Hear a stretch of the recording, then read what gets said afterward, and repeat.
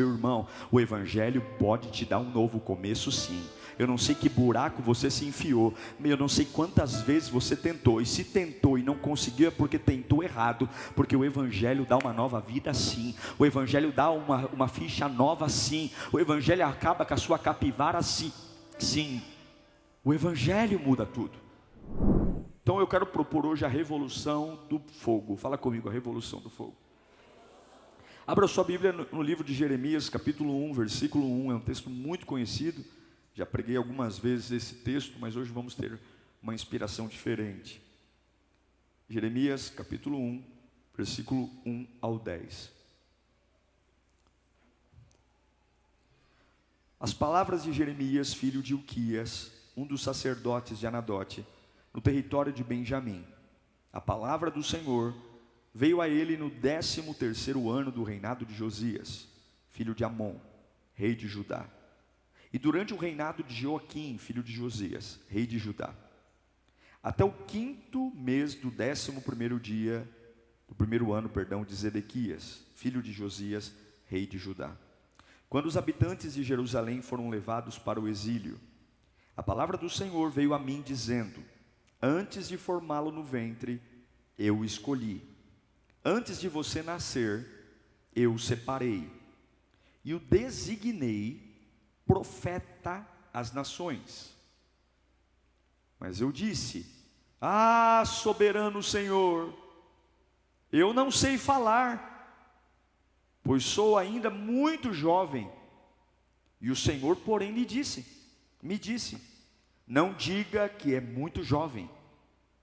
A todos a quem eu enviar, você irá e dirá tudo o que eu lhe ordenar.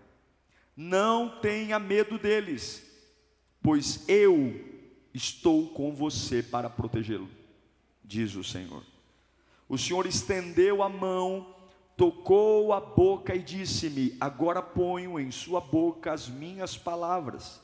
Veja, eu hoje dou a você o quê? A autoridade sobre nações e reinos, para arrancar, despedaçar, arruinar e destruir, para edificar e plantar. Eu vou ser breve, feche os seus olhos. Acabou a conferência, agora os horários voltam ao normal. Eu quero que você peça ao Senhor para falar com você. Você vai embora com uma palavra. Você vai dormir hoje com uma palavra. Você vai descansar hoje grávido de uma palavra. Espírito Santo, ninguém é maior que o Senhor. A tua glória nos trouxe até aqui. A tua glória nos sustentou até aqui. E nós imploramos, fala conosco. Acenda minha alma para viver o novo. Acenda minha alma para viver o que eu nunca vivi. Desperta-me. Desperta-me das minhas desculpas. Desperta-me das minhas manias. Desperta-me das minhas teimosias. Mostra-me coisas que eu não vi ainda. Me dê ideias. Oh, Espírito Santo, me abrace. Me abrace e me leve para o centro da tua vontade. Eu te amo e fala conosco, Pai. Estamos prontos para te ouvir. Esse texto de Jeremias 1, do 1 ao 10, é o começo do ministério profético de Jeremias. E aconteceu antes da Babilônia levar cativa Judá. Nesta época que Deus chamou Jeremias, não faltava profeta. Havia muitos profetas. Mas não era profeta, era profeta. A maioria dos profetas, quando abriam a boca, eles estavam mais preocupados em agradar o povo do que realmente em dizer aquilo que Deus queria. E os profetas queriam tranquilizar as pessoas, dizendo: não, nós estamos seguros. Imagina, Judá está bem, ninguém nunca vai entrar aqui, ninguém nunca vai invadir aqui.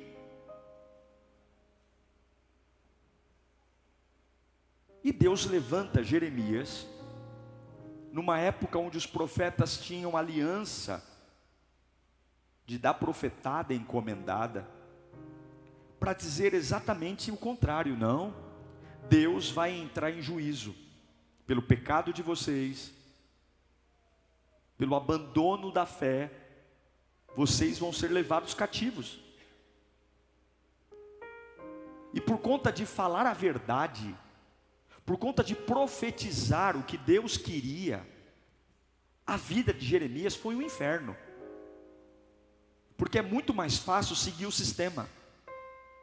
É muito mais fácil acomodar tudo, entender tudo, dar desculpa para tudo. É muito mais fácil eu contar uma história do que simplesmente dizer, não é certo. Mas nós muitas vezes nos acomodamos a uma família desajustada, ao invés de guerrear contra o que está desajustando a família.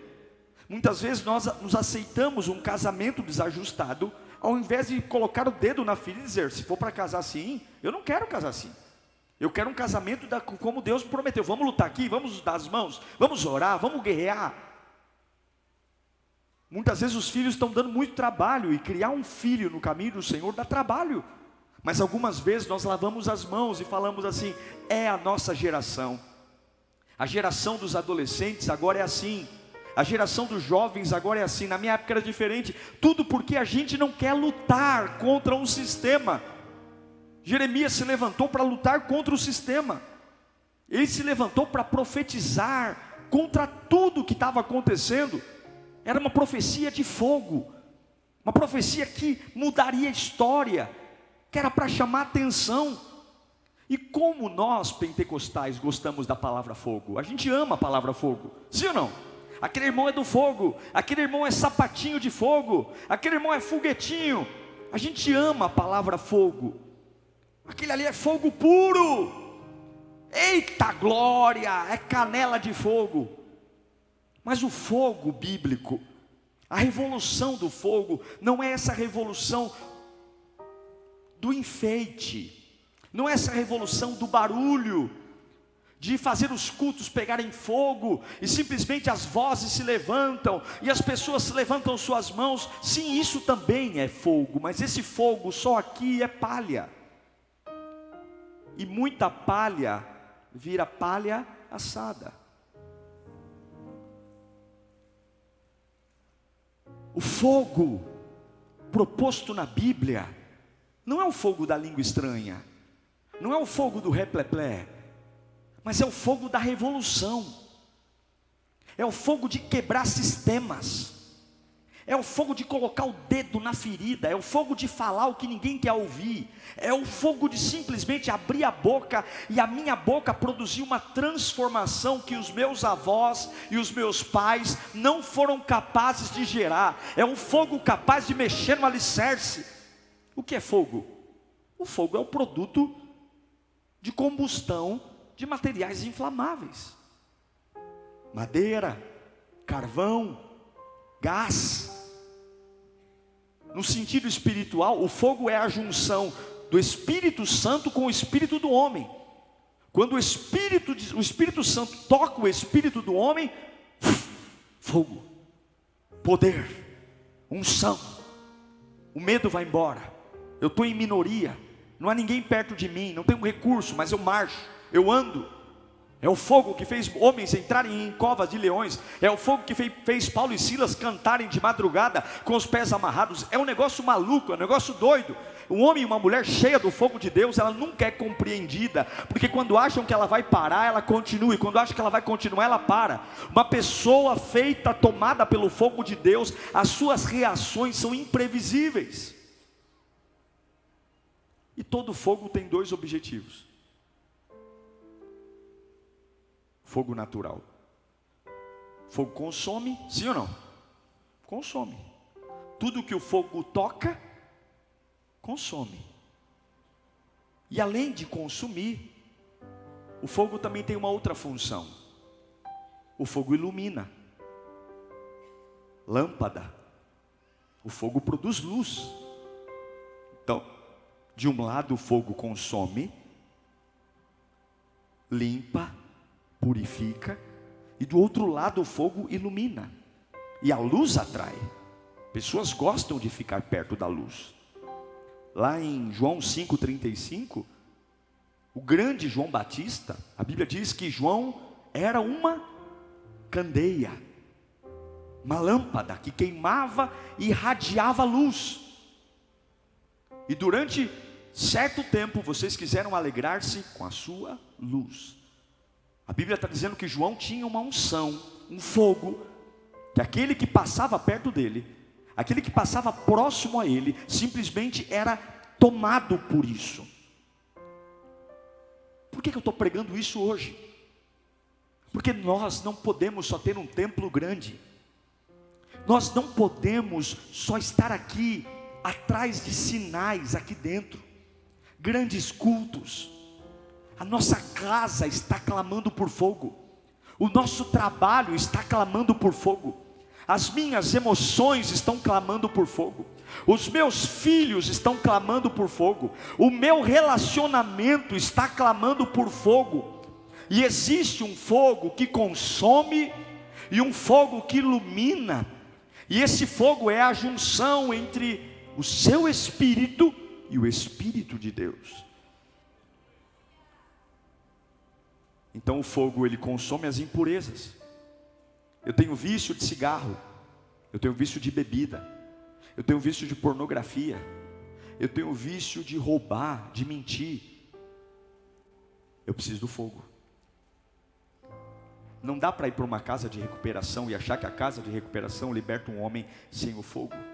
É o fogo, é o encontro do meu espírito com o Espírito de Deus, e esse fogo vai purificando a minha vida e limpando o meu coração. Meu irmão, o Evangelho pode te dar um novo começo, sim. Eu não sei que buraco você se enfiou, eu não sei quantas vezes você tentou, e se tentou e não conseguiu é porque tentou errado, porque o Evangelho dá uma nova vida, sim. O Evangelho dá uma ficha nova, sim. O Evangelho acaba com a sua capivara, sim. Sim. O Evangelho muda tudo. Então o fogo, ele consome as impurezas. O fogo faz eu entrar num lar doente, um lar perturbado, onde minha filha não dorme, onde meu filho tem pesadelo, onde aqui em casa a janela bate, a geladeira anda, onde a família inteira, quando anoitece, entra em pânico porque ouve vozes, porque tem vulto. E um homem e uma mulher cheia do fogo de Deus pode levantar a mão nessa casa e ir em direção à assombração e mandar sair pelo nome de Jesus. Um homem cheio do fogo de Deus põe a mão na geladeira, e se o demônio está fazendo a geladeira andar, vai parar. Um homem cheio do fogo de Deus cria uma atmosfera. Eu não sei, mas nós viramos assustados. Tem gente que já pediu para mim orar: pastor, ora por mim, porque na minha casa tem demônio, na minha casa tem isso, tem aquilo. E você acha que perto da minha casa também não tem? Você acha que ele não tenta entrar na minha também? Eu quero dizer para você que o que falta não é conhecimento. Você já sabe o suficiente, você já ouviu cultos o suficiente, você já ouviu pregações o suficiente, você já cantou o suficiente. Você precisa do fogo de Deus. É uma unção que não dá para explicar, é algo que não dá para pôr numa louça, mas é algo que consome o ego, consome o pecado, consome os medos e faz você imagem e semelhança do Criador. O fogo consome o pecado, mas o fogo, lembra que ilumina. E o que é iluminar? É a palavra. É a palavra. O fogo dá a você palavra. Todo avivamento vem da palavra. Falar. A primeira coisa que uma pessoa em pânico faz é ficar encalada. O que foi? Calma, eu perdi o fôlego. Calma, eu estou sem ação. Porque o choque, a primeira coisa que o choque faz com você é te calar. O que o susto faz com você? Te calar. Você fica atônito, você fica em estado de choque. Mas na Bíblia, de Gênesis a Apocalipse, a vida e a morte estão no poder da língua. É a boca que trouxe vida. E um crente calado é um crente morto. Um crente calado é um crente passivo. A Bíblia diz que sem profecia, sem palavra, o meu povo se corrompe. Se você não abrir essa boca cheia de dente para falar o que você quer viver, a sua vida está na mão de qualquer coisa. Você precisa falar. Tudo foi criado pela palavra. Tudo foi feito pela palavra. A Bíblia diz que a espada, a palavra é como uma espada de 2 gumes. O Salmo 119 diz que lâmpada para os meus pés é a tua palavra. é luz, é abrir a boca e dizer: Senhor, me ilumina, porque eu não sei o que fazer. Senhor, eu estou doidinho para reclamar, mas eu preciso lembrar que Tu és o Salvador da minha vida. Senhor, eu estou doidinho para tomar remédio sem precisar, mas eu quero lembrar dos livramentos que o Senhor já fez. Eu quero lembrar de como o Senhor cuidou de mim no passado. Senhor, eu tenho que liberar a palavra. Está muito silêncio essa casa está muito silenciosa, essa casa está muito silenciosa. Meu Deus do céu, está um silêncio sepulcral aqui em casa. O marido não fala, o filho não fala. Eu preciso ligar um louvor aqui no rádio, eu preciso dar glória, eu preciso trazer vida. A vida não vem pela mão levantada, a vida não vem pelo joelho dobrado, a vida vem para abrir essa boca cheia de dente e lembrar que você é imagem e semelhança do Criador. E quando a terra era sem forma e vazia, o Espírito pairava, mas quando o Espírito pairava não houve vida. Quando o Espírito andava não houve vida, porque não é andar que traz vida, mas quando a boca do Espírito abriu e disse: haja luz, houve luz, haja firmamento, houve firmamento. É parar de andar, é parar de olhar, é parar de imaginar, é parar de pensar, é parar de sentir e dizer: minha casa é uma casa de vitória, meus filhos serão proféticos, meu casamento terá vinho novo, minha alma será arrebatada pela minha alma será arrebatada pela glória de Deus. Eu não vou dormir com depressão essa noite, eu não vou dormir, eu vou para frente do espelho e eu vou dizer quem eu sou curado. Em rosto, volta a ter o rosto de antes, em fisionomia, pode arregalar os olhos, pode abrir os olhos, porque eu não vou ter essa cara não, eu não vou ter, porque maior é aquele que está em mim do que o que está lá fora. Levanta sua mão para cá, você vai receber hoje poder para voltar a falar, você vai receber poder para parar de se calar, você vai receber poder para trazer existência onde não existe. Chega de ficar no camarote vendo o diabo cirandar. Deus te dará fogo hoje, fogo, fogo.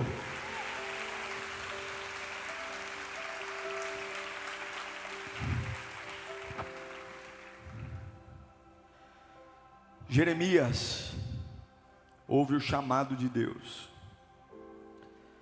e ele diz: eu não sei falar. O que ele disse?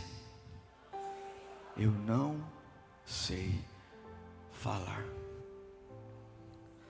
Tem coisas que você vai passar, que você vai dizer: eu não sei o que falar. Tem coisas que vão chegar diante de você, que você vai dizer: eu não sei o que dizer. Quem já passou por isso? Mas quando Jeremias diz: eu não sei o que falar, Deus disse: eu ponho na tua boca as minhas palavras. O Senhor está dizendo: enquanto eu for o teu Deus, não vai faltar fogo na sua boca. Não vai. Agora, qual é o desafio para receber o fogo? Olhe para mim.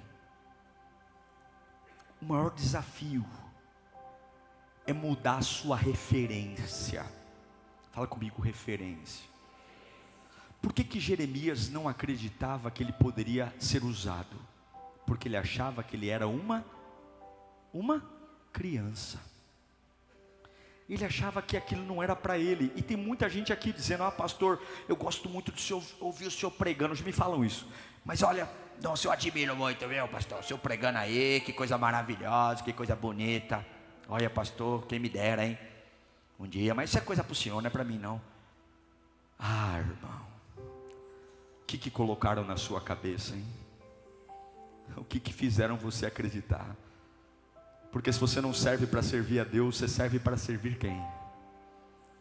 Se você não serve para cultuar e adorar aquele que te criou, você serve para cultuar quem, meu irmão? O maior problema de Jeremias para não receber o fogo era que os seus referenciais humanos estavam matando. Ele se enxergava incapaz, ele se enxergava como uma criança. E como é que uma criança pode ter essa autoridade? Como é que um novo convertido pode ter essa autoridade? Como é que eu, que comecei a vir na igreja semana passada, pastor, posso lidar contra demônio, contra depressão? Peraí, pastor, eu nem me batizei ainda direito. Eu estou aqui no primeiro culto na Lírio. Minha casa é um inferno. Lá em casa, pastor Diego, o senhor não tem noção da guerra que foi para vir para esse culto. Eu sou uma criança, eu ainda sou um bebê na fé. Eu estou começando, eu estou engatinhando ainda. É o que a gente pensa. Porque na nossa cabeça, homem usado por Deus é camarada que prega em estádio, é camarada que prega aqui em cima. Homens usados por Deus é quem fez teologia, quem carrega medalhões, anéis. Eu não, eu sou o cocô do cavalo do bandido. Eu malemar vou na igreja, sento no último banco. Eu sou uma criança, meu pai não foi evangélico, minha mãe não foi evangélica. Eu fui criado fora da igreja, eu nem sei como a igreja funciona. Eu estou vindo aqui, pastor, porque falaram tanto dessa igreja e eu vim visitar. E aí você está dizendo, olha que bacana, é tão poderoso, mas não é para mim, porque eu me sinto uma criança. É o que Jeremias está falando.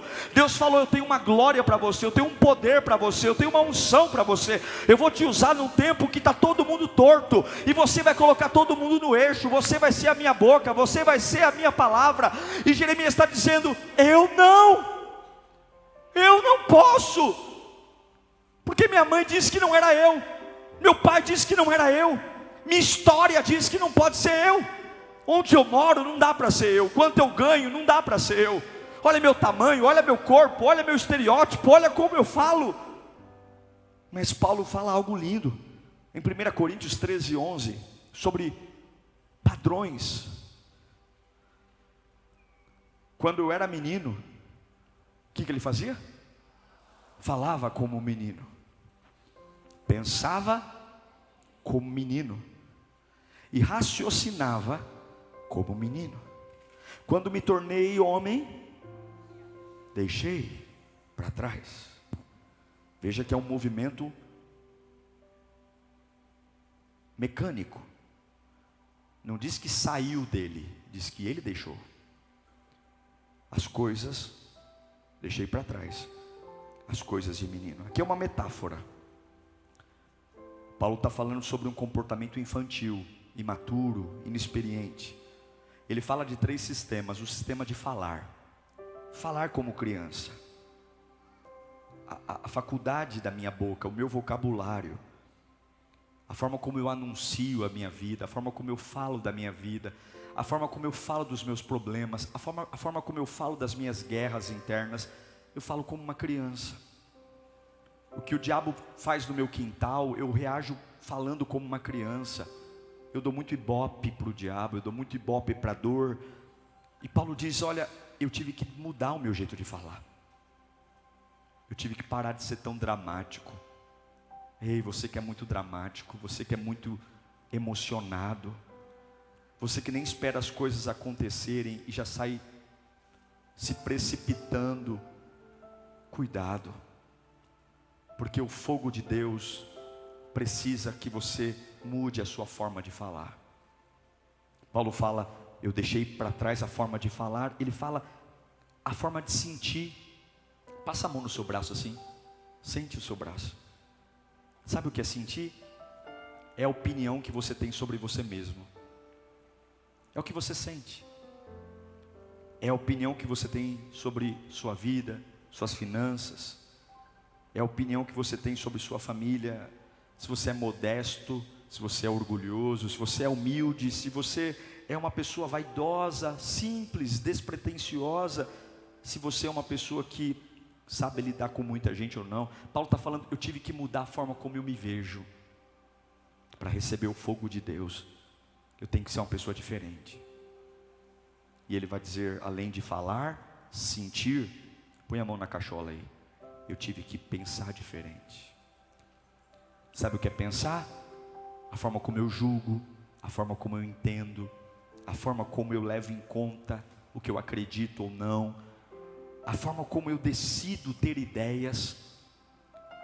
Aí você diz para mim, pastor, mas como é que eu mudo? Eu tenho que realmente mudar. Eu sinto que eu sou fraco porque eu falo errado, eu sinto errado, eu entendo tudo errado, e quando cai a ficha já é tarde demais, já perdi. Mas o que Paulo fez? Põe para mim Filipenses 3:13. Eu quero ler no pique para você, presta atenção, já vou concluir.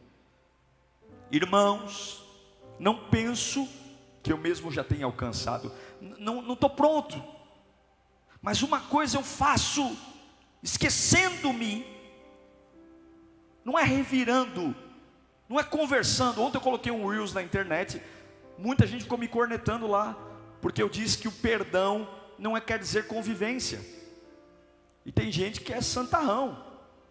Não, quem perdoa tem que conviver, só se for na tua casa, na minha não.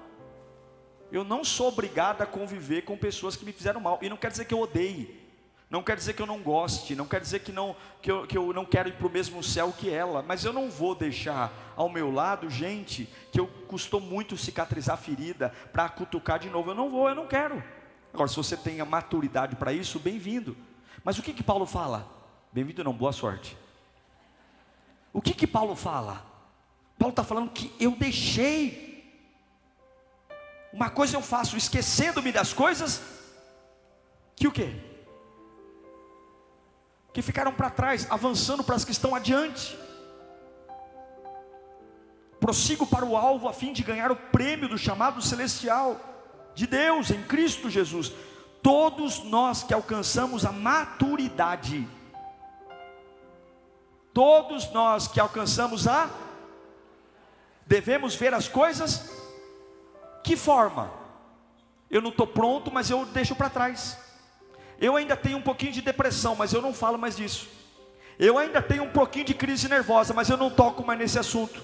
Eu não estou pronto, mas uma coisa eu faço, esquecendo-me das coisas que para trás ficam, avanço para o alvo. Você não recebe o fogo de Deus até se comprometer com o futuro.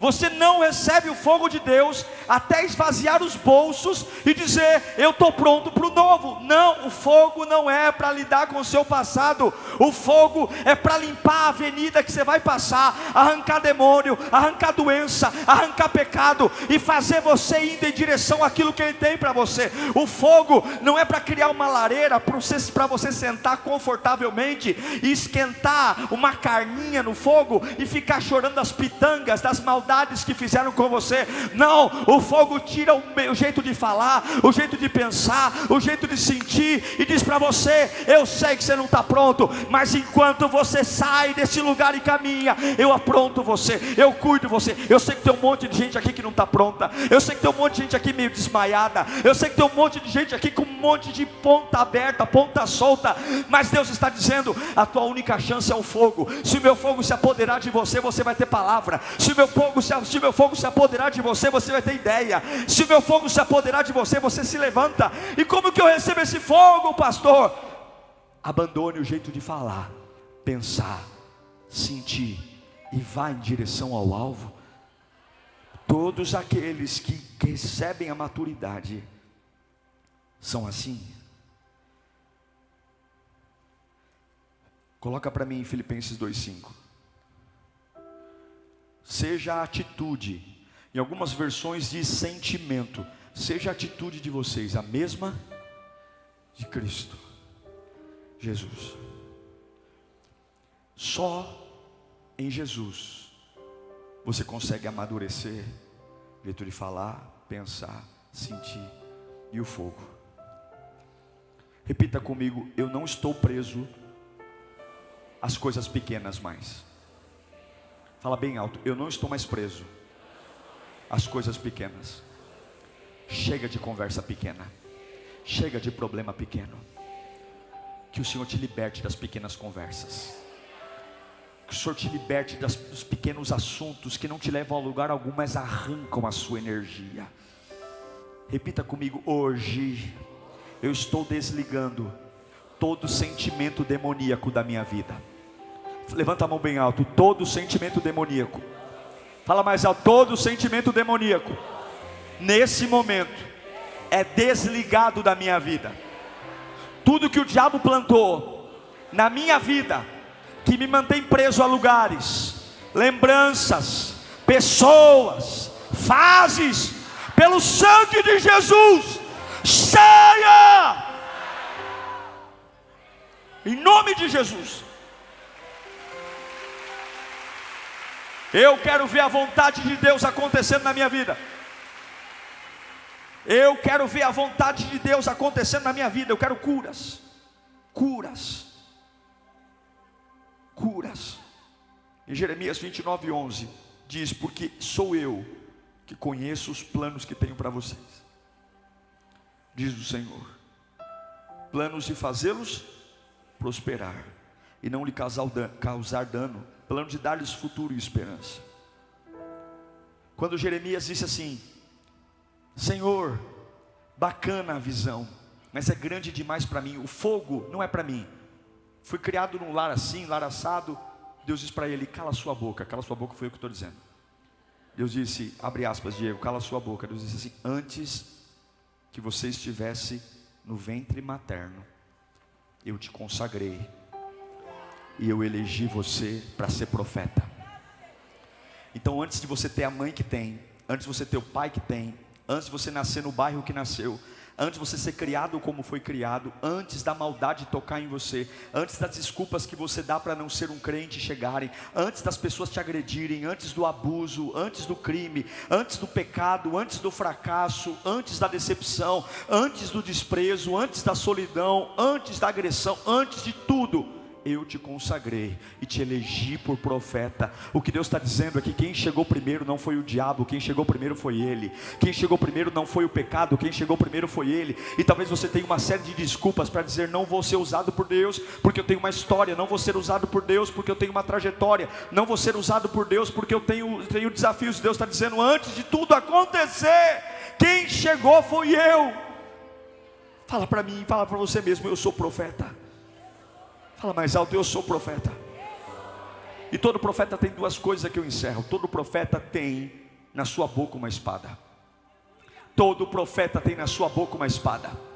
Todo profeta tem na sua boca uma espada. Todo profeta tem na sua boca uma espada. Diga: eu tenho na minha boca uma espada.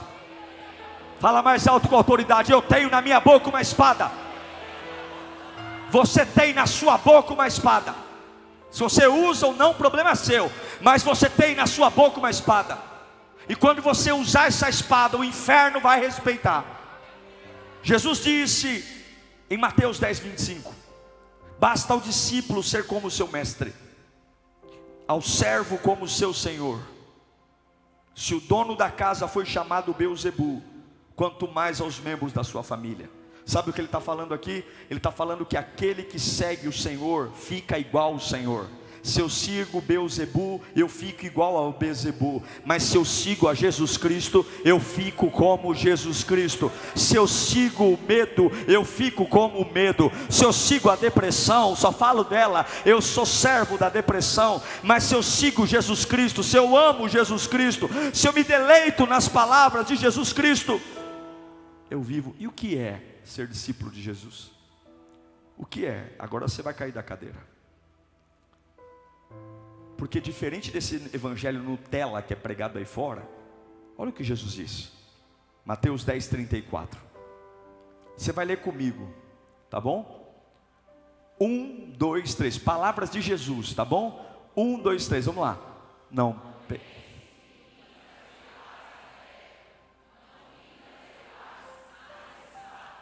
Ponto. Ele não veio para ser amigo de ninguém. Ai, vamos se unir, família. Eu não vim trazer a paz, eu vim trazer a espada. Põe o 35. Pois eu vim para fazer que o homem fique contra seu pai, a filha contra a sua mãe e a nora contra a sua sogra. Fica bravo comigo não, lindão. Fica bravo com Jesus. Ele não está dizendo que ele está promovendo uma intriga familiar, mas ele está dizendo que aqueles que são lavados e remidos no sangue dele, não são forjados de beijos e abraços, mas são forjados de uma espada de fogo consumidor. Que espada é essa? Que espada é essa? Sabe qual é a espada? A palavra. A palavra. Efésios 6:17. Usem o capacete da salvação. E a espada do Espírito, que é o que é a espada do Espírito? Que é o que? A palavra de Deus. Eu não vim trazer paz, eu vim trazer a espada. E o que é a espada? A palavra. A palavra. Efésios 4:12. E o que é a palavra? Pois a palavra de Deus é viva, eficaz, mais afiada que qualquer espada de 2 gumes. Ela penetra ao ponto de dividir a alma e o espírito, juntas e medulas, julga os pensamentos e intenções. Se eu sou discípulo de Jesus, eu me pareço com quem? Com quem? Se eu sou discípulo de Beelzebu, eu me pareço com quem? Com Beelzebu. Se eu sou discípulo de Jesus, eu me pareço com quem? Jesus. E ele veio trazer paz a essa terra? Não, ele veio trazer a espada. E o que é a espada? A espada é cura, é libertação, é palavra, é denunciar as obras das trevas, é denunciar a apostasia, é dizer: mãe, a senhora vai olhar para mim e dizer: eu mudei mesmo. Pai, o senhor vai olhar para mim e dizer: eu não bebo mais isso, eu não fumo mais isso. Sim, eu sou um servo de Deus. Aqui em casa, pastor, está uma guerra, porque o clima está pesado. Por quê? Porque eles estão vendo que eu mudei. A espada está sendo sangrada todo dia, todo dia. O pecado está perdendo força, as trevas estão sendo encurraladas. Vai chegar uma hora que a treva vai sair, a luz vai brilhar, porque a minha casa não vai para o inferno, os meus filhos não vão para o inferno, a minha esposa não vai para o inferno, porque eu não vou fazer paz com quem é contra a vontade de Deus. Não vou dizer que eu vou afrontá-los, não vou dizer que eu vou humilhá-los, mas a minha luz vai brilhar. A minha luz, ninguém vai pecar em paz perto de mim, ninguém vai para o inferno em paz perto de mim, ninguém vai morrer nas drogas em paz perto de mim, ninguém vai arrebentar a família em paz perto de mim. A partir do momento que esta palavra está em você, você é transformado, e não tem mais harmonização entre o pecado, o maligno. Irmão querido, eu encerro dizendo que se você se revestir do fogo de Deus, haverá espiritualmente rupturas na sua casa, haverá desconexões na sua família. Aí você diz assim: nossa pastor, mas eu amo tanto a minha família. E é exatamente por amar a sua família que você tem que permitir essa ruptura. A espada tem que sangrar. O diabo tem que saber que há alguém nesta família que carrega uma espada, e a minha casa não vai para o inferno. Aqui não significa desprezar pai, mãe, não. Significa dizer: o meu espírito não está mais em harmonia com isso. Você vai ouvir: você mudou, hein? Depois que você foi para a igreja, você é diferente, hein? Depois que você se converteu, mas você pode abrir sua boca, porque a palavra de Deus, através de você, vai perturbar demônios. Eu me lembro de quando Jesus desceu em Gadara, e o demônio foi até os pés de Jesus e disse: o que queres aqui? Você veio me atormentar? Eu me lembro de como Acabe falou para Elias: Elias, você é um perturbador de Israel. Sim. Eu me lembro de Paulo e Silas na casa de Jason, quando eles foram expulsos, e todos falaram lá em Atos capítulo 17, versículo 6, esses homens têm causado um alvoroço por todo o mundo, e chegaram aqui. Jeremias não era aceito pelos falsos profetas, porque Jeremias era um perturbador, ele era um profeta de verdade. E eu encerro dizendo: se você tem a unção, você será um perturbador, não de confusões idiotas, mas do espiritual. O fogo de Deus vai trazer vida. Eu profetizo que você vai perturbar demônios, eu profetizo que você vai perturbar os demônios da sua casa, você vai perturbar os demônios da sua família. Eu profetizo que você vai perturbar toda a obra de macumbaria, feitiçaria, inveja. Eu profetizo que vai perturbar o demônio cortador, migrador, devorador, destruidor. Você vai declarar o Salmo 61, versículo 1, que diz: o Espírito do Soberano está sobre mim. Levanta a mão. O Espírito do Senhor está sobre mim, porque o Senhor me ungiu para levar as boas notícias aos pobres, enviou-me para cuidar do que estão com o coração quebrantado, chamado a anunciar liberdade aos cativos e libertação das trevas aos prisioneiros, para proclamar o ano da bondade do Senhor e o dia da vingança do nosso Deus, para consolar todos que andam tristes e dar a todos os que choram em Sião uma bela coroa em vez de cinza, óleo de alegria em vez de pranto, e um manto de louvor em vez de um espírito deprimido. Eles serão chamados carvalhos de justiça, plantios do Senhor, para manifestação da sua glória. O fogo de Deus vai gerar uma revolução. Levanta a mão e dá glória, levanta a mão e dá glória, levanta a mão e dá glória. Acenda o fogo, acenda o fogo, acenda o fogo, acenda o fogo, acenda o fogo, acenda o fogo, acenda. Vamos colocar em pé. João diz em João 1,16, João diz em Apocalipse 1,16, Apocalipse 1: tinha em sua mão direita 7 estrelas, e da sua boca, o que saía?